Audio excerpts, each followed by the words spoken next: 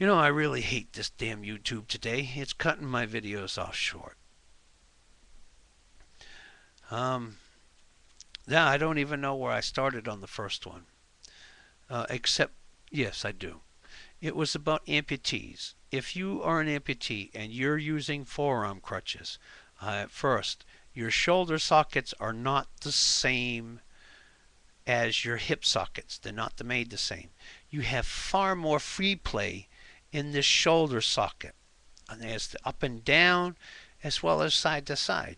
And because of that, as you're doing that reverse bench press of your total body weight up and over the forearm crutches, you're jacking your arms. So you're going to end up getting arthritis if you continue to use them exclusively. You've got two options besides the crutches, the forearm crutches, a wheelchair or a prosthetic leg.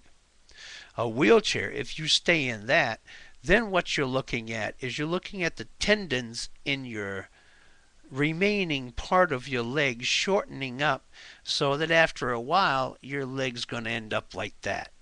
Say this is your body, okay? Normally your leg's going to be down. After a while of not using it, the tendons shorten and you're going to be walking around with your stump pointed out in front of you like you're happy to see somebody if you're a guy.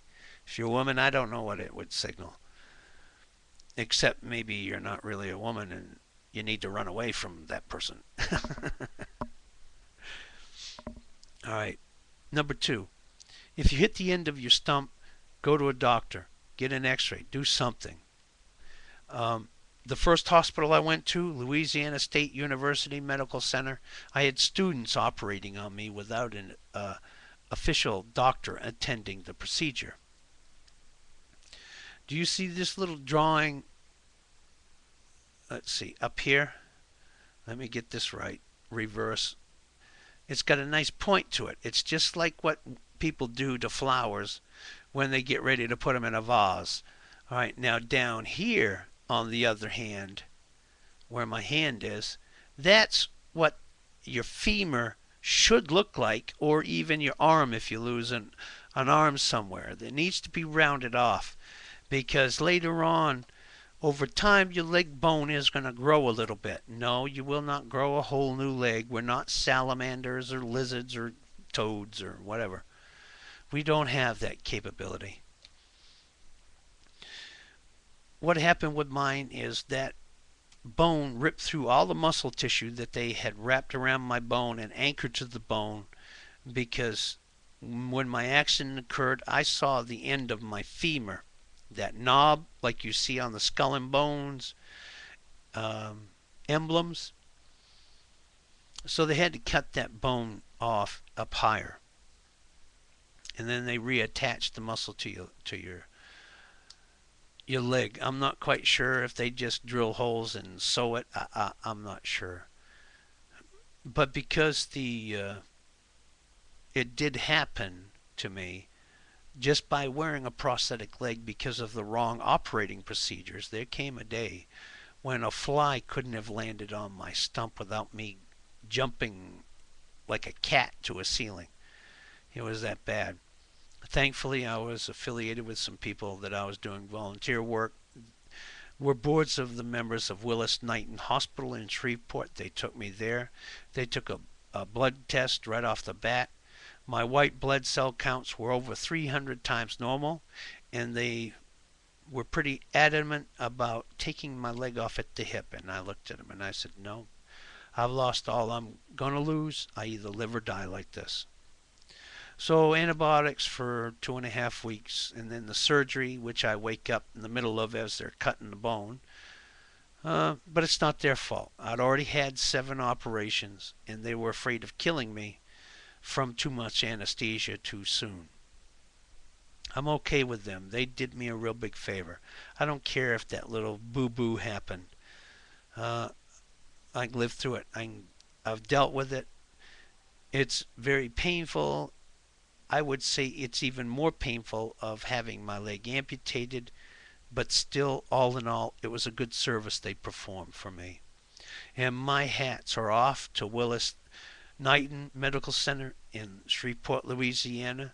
I love you guys. I love all of you that were involved in helping me, as well as the strangers who read about what was happening to me and came to my assistance. That's one of the main reasons I do this right here, right now, not just because of my duty and my honor as an oath keeper, but because complete strangers came and helped me when nobody who called themselves my family would help me in the least bit. I called to ask for that help from my so-called family, and they said, no, you've taken care of yourself for 35 years. You can continue to take care of yourself. Well, let's hope this video goes through as is. So anyway, back to my plan, what I'm going to do here. I have to do this because I feel at the point that I'm at, because I'm hearing nothing but contempt from the person who I love very much. To me, contempt comes from hatred. Before it gets any worse, I'm going to get out of here as fast as I can. I'll donate what I can, sell what little I can. The majority of it I want to donate. I want to keep my hard drive that I have all my music on. I've got to affix my exhaust and put another idler sensor in. I need to acquire a tank.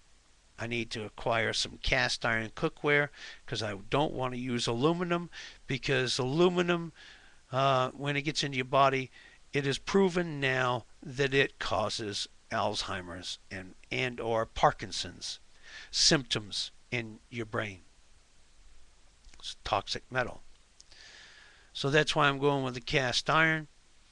I actually don't need anything to cook with. I know how to cook in the bush without any pots or pans or anything. I can cook out of a wooden bowl because it won't burn.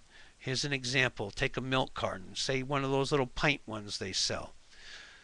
You fill it with water. You hold it over an open flame. Your water will boil and that container will not burn. That's because the water inside the container is absorbing the heat, so the flash point does not get reached for the paper. Same thing with wood. Also, you can cook with clay. You set up your camp near a river where there's some gumbo type mud, and you encase your meal in it, put it in the ground, build your fire bed over it, and you've got roast duck or whatever you happen to have caught that day for your food. I want a better compass than the one I have now. I don't really need it, but just in case.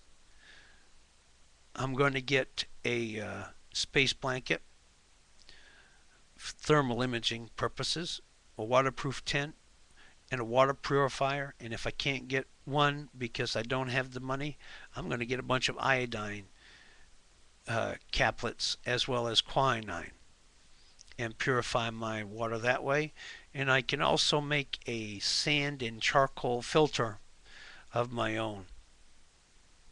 And if I meet any of you out there and you happen to come upon wherever it is that I'm going to end up being, because I don't know myself at this point, I'll put on a pot of coffee and we can shoot the breeze about things that are going on and what we were trying to do in the past. I'm going to be acquiring a notebook before I hit the bush. I know where I can get one for around $200, and it will be as in it's refurnished. It's a lease computer, but I get it with the manufacturer's guarantee and warranty on it. All I need is a wireless connection and this hard drive with me and access to a power supply where I can recharge every now and then. I will keep my site here on YouTube as well as my blog spots. I will continue to update them. It seems that this is the reason why my relationship has gone into the toilet, because I spend my time here trying to help my country, ergo myself and my better half. That's not acceptable to some people. Well, I think I'm just going to leave that at that. And I'll do another video on a different topic here in a little bit. I got to